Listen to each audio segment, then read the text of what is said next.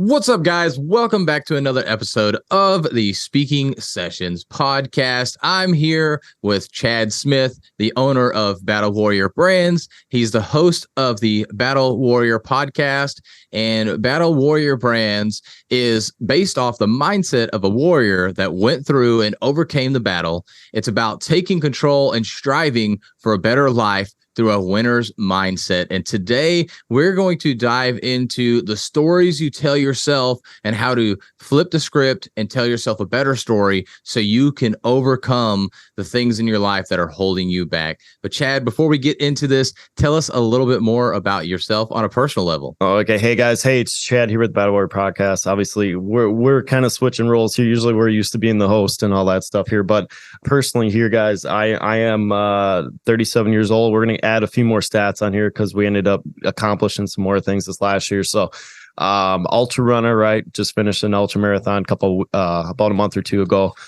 Just more runner in general. So the ideal key thing of me growing up here was some of you guys, I don't know where you're from, but a lot of us are in the Midwest here. So we grew up around like the environments of typical, like the Miller Lite sessions or like the Brewer games or all this information age where they just dump on the alcohol and the drinking and stuff here. So growing up in the environment, blue collar environment, both parents were manufacturing and just kind of went with the normal routine thing. So like they would go out to the Friday night fish. Obviously here in the Midwest, it's at a bar and you're eating that situation. So with that, many different influences stuff, I ended up starting to drink normally at age 13.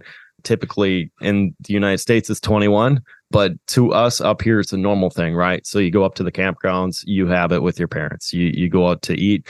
If certain bars would serve you underneath a certain age just because your parents are there, it was just a normal pattern growing up here. So with that, I ended up becoming an alcoholic at a very young age. I didn't really know that because in this environment you're more set up to be you're just so used to it, right? So like people that grew up in a chaos family, you're used to being in the chaos and you don't know what to do without the chaos, right? So to me, growing up in the environment of addiction, going to like a babysitter that had a pill addiction, I never really understood what it was until I hit rock bottom and I started backtracking and say, okay, hey, I was around this my whole life, right? And to me, and funny thing, yesterday I was serving at my church, but I actually found my original, Facebook did this memory thing. It was my original sober date. And I'm like, I thought I lost that because I know after that I relapsed twice. Mm-hmm. So like it was my original date. And I'm like, I didn't know the exact date of it. And then I relapsed twice during a deer hunting session. And then I picked back up again near that Thanksgiving that year. And then I rolled through now to where we're going to be pushing 4 years actually in a week or two. So to me, I'm looking at it. I'm like, this was kind of exciting because it saw the pattern of a person that tried to clean and like many relapsed and then cleaned up for good and kind of kept going here. So yeah, no, we were digging through my childhood and stuff. I was attacking, why this, ended up being is just, it's, you grew up in this environment and a very hyperactive person that needs to be very focused. And I'm gonna say I'm very driven, like I'm extremely driven. But what happens in this environment, so like just like a lot of people we know, when you're very extremely driven, there's always a void that's missing, right? So like you're always you're not accepting today, you're not accepting tomorrow. You're like, hey, I can be better, and you just don't learn to be present, which I struggle with still daily. And going through addiction, it's like, okay, you give up alcohol. So now you build it's going to be weird how I say it this way, but like you take that same focus and you build a podcast, you build a brand. So like, instead of flipping it bad, you flip it good and you roll that same drive into stuff that helps people. And to me, it was always a lot. So like it sounds weird to say it this way, but like, I always like having multiple projects going because it keeps me stimulated. So as a former addict, right? You need something in your head. So like me sitting on a couch stillness, which is a very healthy thing for many people, drives me insane because the stillness of it, my brain starts just going completely insane and going, okay, what's going on now? Where's it going? What's happening? And then you start thinking in your deep thoughts and stuff.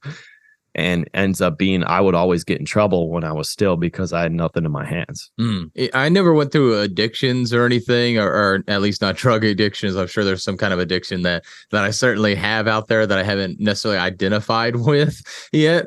But I noticed for myself too, if I sat still, that I would tend to go towards certain things, especially whenever I was single. And it tended to be like trying to find a girl, trying to, go out on date, whatever, do some things that maybe I shouldn't have done because I didn't really know the girl well.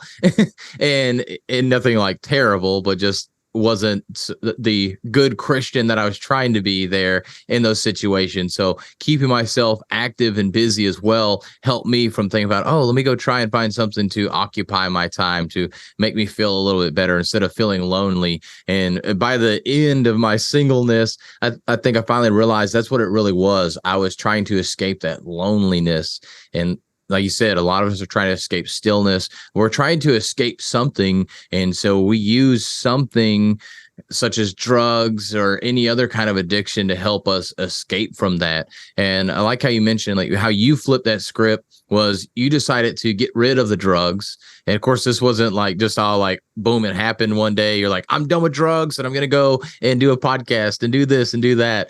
But you did replace it with something. And I've noticed that with smokers and people that have addictions, that they tend to just try and cut the addiction off, and they try not to replace it, and they end up falling back into that addiction. And is that what you found, and how you help other people as well kind of fight through those addictions? Yeah, if you got to think of it this way, and someone explained it to me a long time ago. I don't know if it was at my local church or was that somewhere in like a men's group or whatever it was, but like you have this huge box, right? You have this huge box of an addiction. You rip that away, you have this huge missing box, right? You have this huge empty box, or you have this empty void. No matter what, you're going to be chasing whatever it is to fill that box. So like if you're doing podcasting, if you're doing, co-authoring a book, doing a brand, going out meeting people, whatever it is, there's still going to be a space that's going to be empty, right? And a lot of people don't forget their faith, right? I'm very Christian man. I fight a lot of it. That's just naturally who I am, and not fight a lot the religion. I don't fight that. It just I don't. When you're in a recovering addict from like for me it was alcohol, but you do that drug because you want control over certain things, right? So like I fight over control of my mind. So when it comes to like gripping stuff or taking stuff out of that box, it's to you, that's your little world that you control, right? So when you start taking stuff out, or you take a huge box out, now you start putting these little tiny boxes. What's going to happen is, so like for me, I stopped drinking. I started working out. I do, I run marathons, ultra marathons, whatever it is. On top of that, I used to like cigars. I do like them occasionally, but not as much as I liked them in the past. So now if you think about that, that's another addiction, right? And then there's some other things that we're going to leave off this podcast that we were like at the time I was single, but like chasing, right? And all of a sudden you have to go through these spurts because, your body was literally saying, hey, I want this. I go get, I'm going to get it, which is a great thing. But in business, that's a really good thing because it's called the zone area, right? So like when you're in the sports, you're in the zone, you're going to get that touchdown. It's that same focus you have, but it's in the addiction world, right? So it don't matter what you're going to do, you're in the zone, you're going to go get that, for me, bottle of vodka, whatever it was. And you're going to do it. So you bust your tail all the way through the day until 3:30, 4:30, 5, whatever it was at the time.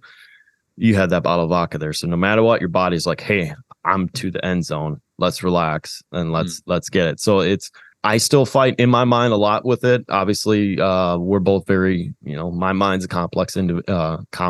Obviously, we're all human. We all have this huge master chip in our mind. To me, I'll be open and say I do struggle on certain things, right? Not struggle on the addiction side of it, but I didn't struggle of not the shoulda, woulda, couldas, but like the zone, right? So you're so used to going out, taking this goal. You don't care about what the obstacles are. You just bulldoze through it just to get to the goal. And to me, that's the addicting mindset of my mind, where it's like, I don't care who I'm going to hurt until, so I fight with that person a lot. Now I'm learning, through love and all that stuff, that you can flip that switch on and off. And it's the book. And I remember it was our colleague Mike that said or whatever, but it's like, you have to learn your shadow, right? So like everyone's got a shadow. You have to have conversations with that shadow, but also that shadow or chasing that like Robin Hood or all that stuff, that shadow actually will help you. Like you just got to flip back and forth. I think it's JP, Jordan Peterson, would say you have to like see your bad side where you have to like balance it to go forward here. So to me, it's just a matter of balancing. So like I refocused, built the brand, wrote my own book, which I'm going to be starting a new one here probably this next spring. And then on top of that, materials that was placed in a couple of different Amazon bestsellers or whatever it is. So it's been a cool journey. A lot of reinventing. So, and I'm gonna use this for example. So like on the brand side of it, we went to the local farmers market. So I switched a lot of the stuff to handmade personally, bringing in the traditional way of doing apparel, right? Not the drop ship stuff. So like you have the logo in your hand, you put it on a blank, you ship it out the door, just the old school way of doing it. To me, going to shifting national to local, right? So like a lot of businesses, people are like, hey, focus on local, go national. I did it, whatever it is, my lifestyle has always been the opposite way. So like, it's like, hey, I've done this national brand. Why is it not going? Well, you forget the local part, right? So I, especially with the adjusting interest rates and like a lot of people, you got to refocus on the economy. And for me, I can control the local stuff. I can do it here. There's a fee to get into local markets, but with that, you build a brand locally and you get the impressions, you get your face out. And that's kind of the same shift that we're doing this year with a lot of things. So like I did join Toastmasters last year. Obviously this year, my priority is a little bit different with like running clubs and stuff, but the big focus is trying to get into communities, people again, right? We're national based communities, right? Just kind of reshift to where say, okay, hey, we had this opportunity national, but now let's say, okay, hey guys, locally, there's these groups nationally. So like you're like an in-between person where like you can kind of direct people to, some of the bigger ones out there, and you and me both know the names and they both start with A, but like stuff like that you can kind of redirect people and say, hey, there's a different lifestyle out there. There's different knowledge, different education. I don't think you ever, not say us, but like going to a local person, be like, I don't think this never came to you, or like this was never presented to you as an opportunity, or in general, like this knowledge, I don't think was never presented to you to be like, okay, hey, if you have questions, I would check this person A out, right? Just because they're doing great things.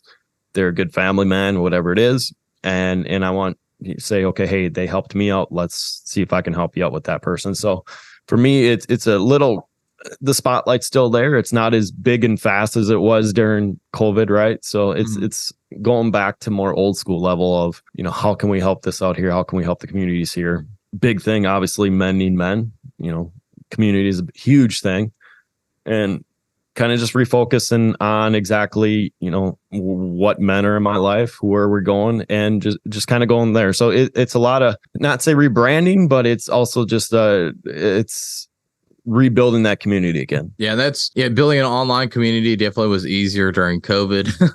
A little bit more difficult, but yeah, like you said, that's what I like to do, is really go local, because too many people think, oh, I can just go online. It's easy. I'm there. I don't have to worry about going out. Well, yeah, you and millions of other people are doing the exact same thing. So change it up. We're humans. We want that human contact. So definitely go there local. But I want us to really dive into the stories that we tell ourselves, and we don't have to stay on the addiction side of things. But as we're trying to develop ourselves into something better, what are some of the stories that maybe you've told yourself, or people that you've worked with, that they're kind of telling themselves, and how have you helped them overcome that to tell themselves a different story, a more positive story? Is definitely what's going on in our mind is what we are struggling with. And at the moment, I'm actually reading a lot of books on mindset, Think and Grow Rich. I'm actually rereading that one. And that's a lot of what they talk about. And it's not, as the book says, oh, just think about it and all of a sudden you're going to be rich. No, it's about having that positive mindset and focusing in on that, and through your subconscious, then the things will happen. Of course, you're doing work still, but things will come together and fall into place as need be. And it'll seem like, oh, wow, that's a coincidence. Oh, wow, that just came out of nowhere. No, it's because you've been focused on that, similar to focusing on a blue car. all of a sudden you see blue cars everywhere, where before you were focused on red and you didn't see any blue. So what you focus on, what you think about is what actually comes out. So how are you helping people with that? The big thing is trying to first focusing on me, and I'm not going to say selfishly that way. I have huge conversations in my head that I wish the public would hear, right? Yeah. I would have zero friends. That's just like how I talk to myself is something I really, really need to work on, because to me, it always seems like I'm not good enough for anyone. So it's the imposter syndrome, right? So like we have these opportunities like, oh, I shouldn't be this person on this. I shouldn't be that. I shouldn't be this, or I'm, you know, not sufficient enough, or I'm not worthy enough, whatever it is. To me, that comes from, okay, that those are layers that I need to address, which I'm actually addressing now going forward here again. But it's just, you just get in such a rut, and you get in like in the wrong community, whatever it is, like your brain just, you don't notice, but it's a long-term eat, right? So like the further you're escaping out of it, you're not noticing, but the patterns start coming back and going here. So yeah, you definitely need to be around a community of people like that. How I'm turning around and helping people, to me, it's more of a one-on-one stuff. I am in corporate America, just like a lot of people nowadays, but to me, it's you see it in people before you see it in yourselves, and more of like, okay, what's happening? Why are you in your head? How do we unravel that? What pain, so technically pain caused that, what pain caused that to cause that little breakdown is what we call it, but like, what happened with the meltdown, or what happened. So it's more just unraveling people into more layers, just because I think a lot of people are afraid. And it's the thing I noticed, especially this last summer, people that go through trauma kind of are real quiet about it, and they don't really get open about it. So when they come to you, be like, okay, hey, I was a former addict, or hey, I had an abusive relationship, or whatever it is, they see it in you that you went through something. They'll walk up and be like, okay, man, I know you went through something, just because how you're presenting yourself. And to me, like publicly, people, it's almost like you're giving people permission to say, okay, hey, it's okay. That's just a fear thing. Now let's overcome it and go forward here. So to me, it's I'm trying to love myself first. I'm gonna say try. I'm the hardest critic on myself. So like I'm that old school tough love. Like, dude, dust yourself up. You can get better, and yada yada yada, and keep going forward. But to me, like going into someone be like, hey, I'm proud of you, or hey, I loved it, or it's the simple things for me, right? It's not a big explanation. It's the, hey, I loved what you did. Not say let's work on this, but like just breathe, go out there, go fail in a good way, right? Just go make a mess and figure out how to unclean yourself up. So to me, I'm almost doing like a sideline coach. So like I'm more like that coach where it's like you're watching your players going out and do it versus, physically hand in hand. But yeah, no, I want to get back into the local, more upfront on stages. A lot of that industry is real unknown up here. And I'm gonna say up here, I'm north of Milwaukee, about an hour. So like stages are a lot more quieter versus like the Green Bays and the Milwaukees and stuff. So I'm learning the old school way of building it more one-on-one than it is in front of like a large group. Yeah. Well, hey, there's the place for all of that. And the kind of what we talked about a little bit offline, that communication, public speaking, all that is so important. It's not just about being on this big stage or being in front of thousands of people. If you can't communicate a message to one person, you're definitely not going to do it to 1,000 people. And so learning those skills with that one person, while it may not be the stage skills where, hey, walk around on stage, don't just stand in one place, don't be behind the podium, things like that, you're still learning that communication piece, which is way more important than all of those things of, oh, are you using your hands properly? Are you looking at people, making eye contact? Like, I mean, that's going to come with the one-on-one as well. But just because you don't really necessarily know how to walk across a stage or around a stage to keep people active that way, even if you did know that and you didn't know how to communicate your message, it won't matter. So that's really beneficial that you're doing it one-on-one. And I think too many people also, and you're kind of putting yourself in this mindset as well, that, hey, it's really not that great. It's not that great. Look, if you're doing a video on social media, if you're doing a podcast like this, you are getting better at speaking. You don't have to go be on that stage in front of 1,000 people to get better.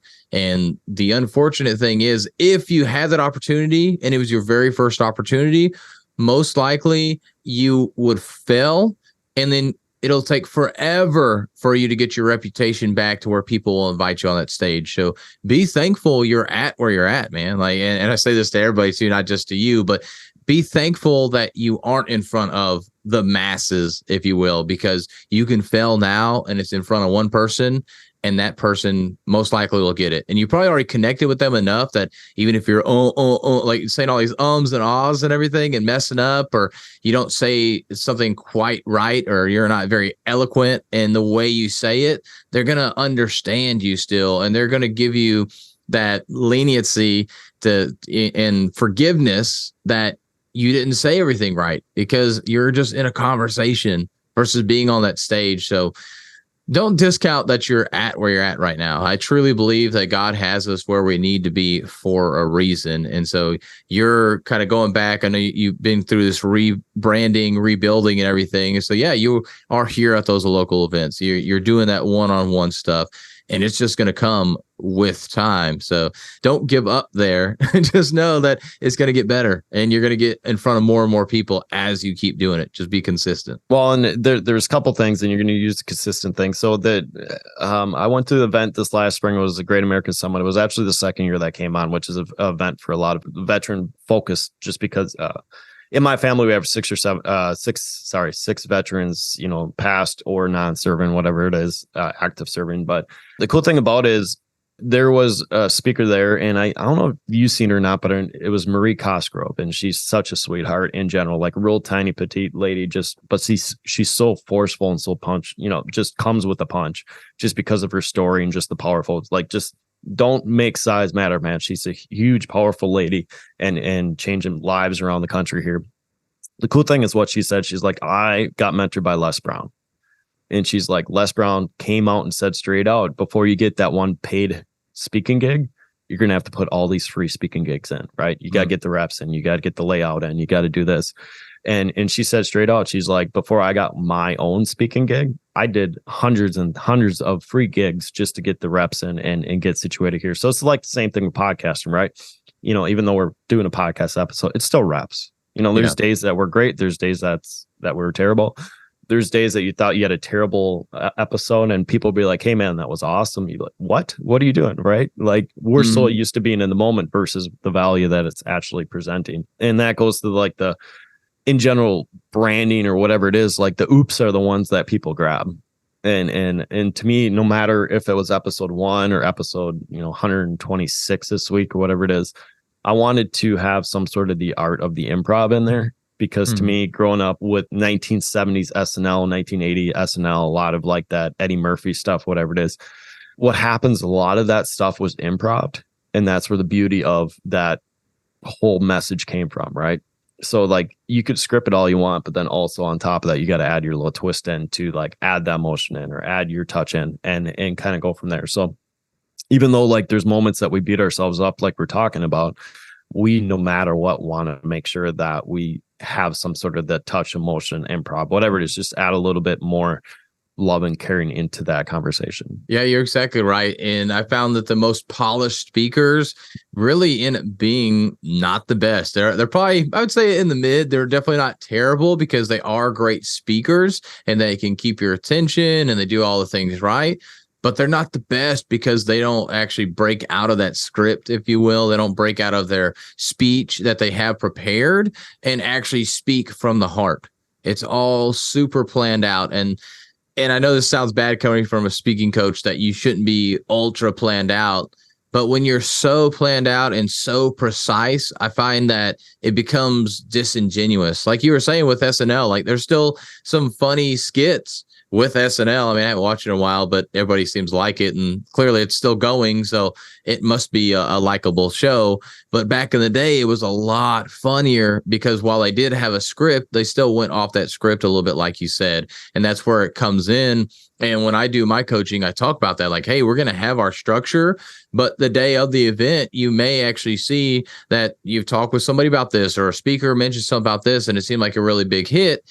And you want to bring that up, or a current event happened. And so you bring that within your speech. Now, you don't change the whole speech, because then it's not going to go well.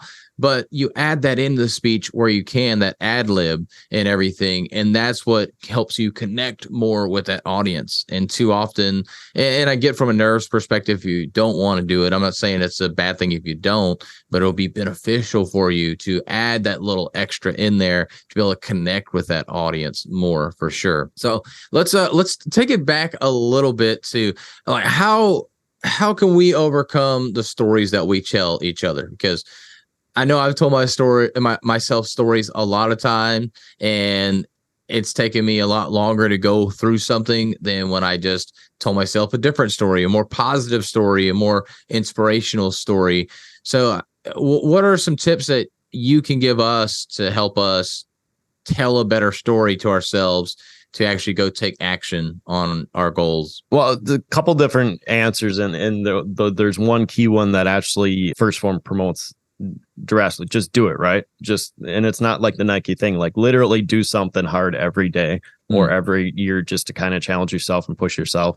That's number one, right? So kind of look at it as, okay, I'm not good enough, but also, hey, let's tackle for certain people, turkey trot or half marathon, whatever it is, and be like, okay, hey, this is something new, something big you're doing. Let's just get across the finish line. You can always tweak after you're done, right? Just finish to say you finish.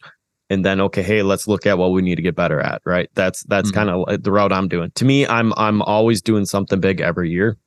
Whether next year it's going to be a 50 or 100, whatever it is, something big event that comes, not saying natural to me, but like there's a challenge involved with that, with something I love to do. Like I do love to run. I'm not a marathon built runner. I'm an in-between. I'm a tweener is what I call it. But like to me, like running is such a great natural thing I can do with what I'm doing right now that's where I'm going to do a lot of the challenges. Secondly, I look at it as, even though and I'll be completely honest, right? When you get a lot of pressure and all that stuff, I can get in my head and become like a 9-year-old, and I'll be bluntly, completely honest with that. But to me, it's like there's always a lesson involved with it, to where I could step back and be like, typically when I'm not in that in my mind trying to beat myself up, typically it's okay. Hey, there's a lesson with this thing that we're going through. Let's figure out what the lesson is, right? Whether it's renegotiating financial stuff or, speaking for corporate level stuff, whatever it is, there's a lesson behind this that we can learn as a skill, or we can learn as there's a good or bad, there's always a lesson behind that. So you have to just get through it. And that's the route I'm looking at and obviously, yes, with my faith, but like to me, it's like God's always teaching you something. It's just a matter of if you're listening or not, right? Yeah, I completely agree. And I know some of the stories that I've told myself as well was just going from and just really tell myself to like stop saying that negative thing and start saying a more positive thing. Like, how can I look at this in a positive manner rather than if something bad happened to me? Oh man, this stinks. Like life is just terrible. Why did this happen to me? No, like why did this happen for me, as Ed Milet talks a lot about, rather than it being something that happened to you, it happened for you, and really trying to empower myself with that. And then as positive things happen too, like, okay, let's keep going. Let's use this momentum. Sometimes it's easy for us to look at the negative and try and flip that to a positive, but then we're on the up and up. And it's like, oh man, this is good. This is good. And we try and just coast. And you can't really coast on the way up. And then even on the way down, if you coast, eventually you're going to bottom out at some point. So just keep going, keep using that momentum to help you, catapult you up to the next hill and get you halfway up instead of maybe 10 feet up or, a quarter of the way up or something like that. And so really just staying positive and, okay, what's something else that I can help keep fueling this fire and everything. So that's how I kind of frame stories for myself personally to keep me going. And then of course, going through those negative times too, is trying to flip it to, okay, what is this doing for me? And something else that people say a lot of times is that God closed that door for a reason, which I think is another positive way, is that, think about it in that manner. God didn't want you to have that for some reason, for whatever reason, whether it be you weren't ready for it, or if you got that something bad would happen down the road. But there's a reason why that door was closed. And rather than focusing on, man, that door was closed, that opportunity isn't going to happen for me anymore, just focus on what opportunities are now open for you. And I know for me with sales as well, it hurts sometimes when you think you got somebody that they're wanting to work with you and you're excited to work with them. And then all of a sudden they're like, whatever reason. And then they just don't want to do it or they can't for now.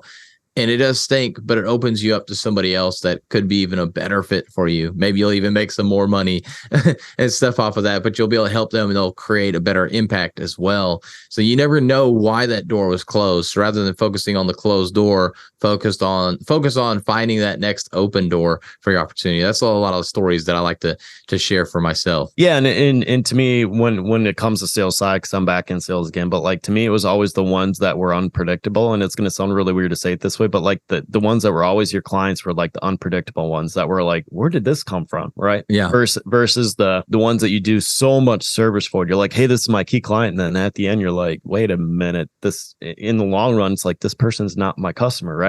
Yeah. So it's really weird what you plan is versus what actually happens is actually completely opposite. Yeah, for sure. For sure. Well, Chad, this has been a great conversation. I've liked talking about, your journey, what you got going on with your business, and of course, talking about our stories and how we kind of flip that script a little bit. But I want us to get to the last question I always like to ask. And that is, if you could only share one message for the rest of your life, what would that message be? Keep overcoming, just keep moving, man. Like, and I don't want to use the term because I'm an old blue collar kid, but we have a saying, especially in the, trucking community. It's like, dude, just keep trucking, right? Just get that engine moving, keep that truck moving. So to me, I'm gonna look at it that way. It's like, no matter what, dust yourself up, keep on trucking, right? Just keep pushing forward and go from there. So yeah, you might hit a roadblock, you may get off the road, you may have an accident, you may have to get a new truck, whatever it is, but still keep going forward. Yeah, one step at a time. I like it. Well, Chad, if people want to get to know you more, they want to follow your journey as you're doing these crazy ultra marathons, as you're helping people overcome addictions and be more, right? That's your slogan. I forget. Be made of more, something like that. Which one is it? You are more. It's the one. We have a couple different ones, but okay. Fear the Warrior is the one we're highlighting. Okay, Fear the Warrior. Okay, if they want to follow that brand and that slogan, and they believe in that slogan, where can they go follow that? All right, so anything related with Battle Warrior Brands is just battle-warrior-brands.com. That's where the clothing stores and all that stuff. There's actually a blog there that's going to be happening. Looking at Battle Warrior Podcast, man, that's on all major platforms, right? So you go to Spotify, type in Battle Warrior Podcast. You're going to get it real quick, especially on Apple platforms. So YouTube channel, we are at Battle Warrior Brands on YouTube channel. Same thing with TikTok, all that stuff. There's so many platforms, man. You guys can you almost need someone full time to really touch everything. But when we're looking at this stuff here, so by the time this episode comes out here, we're going to actually have a 12-day Unwrap Your Warrior, just a little wisdom that we're going to kind of give out here for free.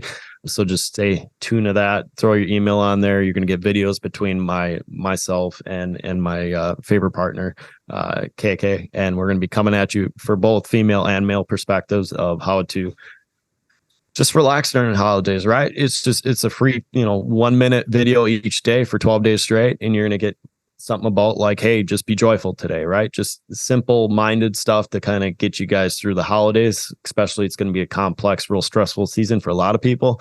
We just want to make it joyful and fun and kind of give that spirit back to what it should be during the holidays. So it's going to strip everything down, keep it simple, short and sweet, and then allow you guys to do that. So I'll definitely keep them updated on the information on that one. But yeah, so starting December, I think December 1st, if we're looking at this, or December 12th, whatever it is, we're going to do that 12-day session. And every day you're going to get an email coming to you with that daily lesson. So it's going to be a fun thing, a nice learning environment. Obviously, courses and stuff are new stuff in the industry. So, but yeah, it's definitely go stop at battlewarriorbrands.com. And we definitely keep you posted on all the fun stuff that's coming down the pipeline. Awesome. Well, everybody make sure that you go follow Chad and Battle Warrior Brands. Chad, thank you so much for coming on the podcast. Guys, go make sure that you go out there and share your message, because your message matters.